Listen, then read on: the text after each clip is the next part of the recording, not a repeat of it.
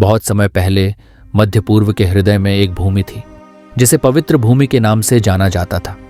ये वह भूमि थी जहां कई धर्मों का उदय हुआ, यहूदी, ईसाई और इस्लाम।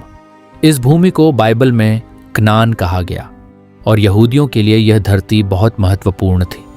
इज़राइल की कहानी का आरंभ यहीं से होता है, जब यहूदी लोग यहाँ पर बस्तियां बसाते थे और यरूशलेम उनकी राजधानी हुआ करती थी। लेकिन समय के साथ यहूदी साम्राज्य का पतन हुआ। लगभग 2000 साल पहले रोमन साम्राज्य ने यहूदी विद्रोह को कुचल दिया और यहूदियों को उनके ही देश से बाहर निकाल दिया गया। उन्हें दुनिया भर में तितर बितर होना पड़ा। यह घटना डायस्पोरा के नाम से जानी जाती है, जब यहूदी लोग दुनिया के अलग अलग हिस्सों में जा बसे और सदियों तक अपने पुराने घर वापस लौटने की लालसा लिए रहे। युगों के बीतने के साथ यहूदी समुदाय यूरोप और एशिया में फैल गया, लेकिन कहीं भी उन्हें स्थायी घर जैसा सम्मान नहीं मिला। यूरोप में यहूदियों को धार्मिक और सांस्कृतिक भेदभाव का सामना करना पड़ा। 19वीं शताब्दी में इजरायली राष्ट्र के पुनर्निर्माण का सपना जायोनिज्म आंदोलन के रूप में जन्मा। इस आंदोलन के नेता थियोडोर हर्जल थे, जिन्होंने यहूदी लोगों के लिए एक स्वदेश की वकालत की। उनका मानना था कि दुनिया में यहूदियों को अपना खुद का एक राष्ट्र होना चाहिए। इजराइल का पुनर्जन्म दूसरे विश्व युद्ध के दौरान यहूदियों को नाजी जर्मनी के नेतृत्व में अकल्पनीय अत्याचारों का सामना करना पड़ा। होलोकॉस्ट 1 के नाम से जाना जाने वाला यह नरसंहार मानव इतिहास के सबसे भयानक अध्यायों में से एक था। इस दौरान 60 लाख यहूदियों की हत्या कर दी गई। इस दर्दनाक घटना के बाद यहूदी समुदाय के लिए एक स्वतंत्र यहूदी राष्ट्र की मांग और तेज हो गई।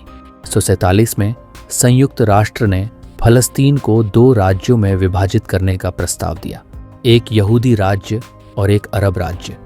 यह प्रस्ताव अरब देशों ने अस्वीकार कर दिया, लेकिन यहूदी नेताओं ने इसे स्वीकार कर लिया और फिर 14 मई 1948 को डेविड बेन गुरियन ने इजराइल राज्य की स्थापना की घोषणा की।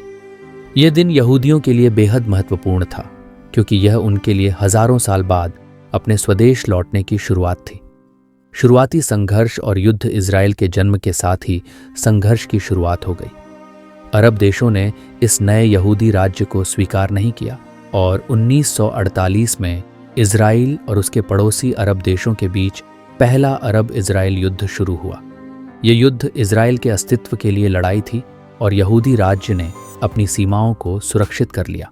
हालांकि इसके परिणाम स्वरूप सैकड़ों हजारों फलस्तीनी शरणार्थी बन गए। इजराइल की स्थापना के बाद से वहां संघर्ष और युद्ध की घटनाएं लगातार चलती रहीं। 1956 का स्वेज संकट, 1967 का 6 दिवसीय युद्धवसी और 1973 का योम किप्पुर युद्ध, ये सभी संघर्ष इजराइल और उसके अरब पड़ोसियों के बीच की गहरी खाई को दर्शाते हैं। 1967 के 6 दिवसीय युद्ध में इजराइल ने पश्चिमी तट, गाजा पट्टी, पूर्वी यरूशलेम और गोलान हाइट्स जैसे महत्वपूर्ण क्षेत्रों पर कब्जा कर लिया, जो आज भी विवाद का कारण बने हुए हैं। फलस्तीनी संघर्ष और शांति की कोशिशें फिलिस्तीनियों के साथ संघर्ष इजराइल की सबसे कठिन चुनौतियों में से एक रही है। 1987 में फलस्तीनियों ने 1987 में इजरायली कब्जे के खिलाफ पहला इंतिफादा विद्रोह शुरू किया। पत्थरबाजी और विरोध प्रदर्शनों से भरे इस विद्रोह ने दुनिया का ध्यान इस संघर्ष की जटिलताओं की ओर खींचा। इस दौरान 1993 में ओस्लो शांति समझौता हुआ, जिसने उम्मीद जगाई कि इजराइल और फिलिस्तीनियों के बीच शांति संभव हो सकती है। यासिर अराफात और इजरायली प्रधानमंत्री यित्ज़हाक राबिन ने इस समझौते पर हस्ताक्षर किए, लेकिन बाद के वर्षों में यह प्रक्रिया सफल नहीं हो पाई और संघर्ष जारी रहा। 2000 में दूसरा इंतिफादा शुरू हुआ, जिसने एक बार फिर इजराइल और फलस्तीन के बीच की खाई को गहरा कर दिया। इसके साथ ही हमास जैसे संगठनों का उभार हुआ, जिन्होंने इजराइल के खिलाफ हिंसक कार्रवाइयां शुरू की। इजराइल ने जवाब में गाजा पट्टी में हमास के खिलाफ सैन्य कार्रवाई की। शांति की चुनौतियां 21वीं सदी में इजराइल ने अपनी अर्थव्यवस्था को मजबूत किया और विज्ञान, प्रौद्योगिकी और रक्षा के क्षेत्र में बड़ा योगदान दिया। लेकिन फलस्तीनी मुद्दे का समाधान आज भी एक गहरी समस्या बना हुआ है। गाजा और पश्चिमी तट पर फलस्तीनी लोगों की स्थिति और शांति की प्रक्रिया अधर में लटकी हुई है। हाल के वर्षों में इजराइल ने कई अरब देशों के साथ कूटनीतिक संबंध बनाए हैं, जिन्हें अब्राहम समझौते कहा जाता है। इन समझौतों के तहत संयुक्त अरब अमीरात, बहरीन और मोरक्को ने इजराइल के साथ शांति समझौतों पर हस्ताक्षर किए हैं। ये इजराइल के लिए एक बड़ी कूटनीतिक जीत मानी गई, लेकिन फिलिस्तीनियों के साथ स्थायी शांति अभी भी दूर है।